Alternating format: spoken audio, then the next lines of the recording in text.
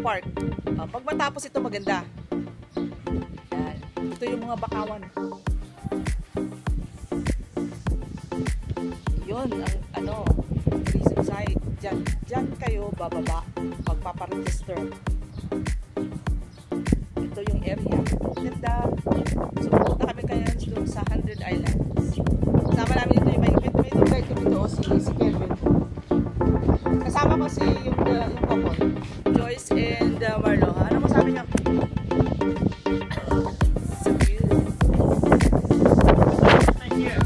First time? Yes. Actually, may second time. Unang punta namin dito, nag-bike kami. Yes. Yan. Ganda rin. Okay. Si James. Sama ko si James. Si Agustin. Ayun. Nagmumuni-muni. Okay. Hinahanap yung sarili niya. Hinahanap yung sarili niya. Ayan.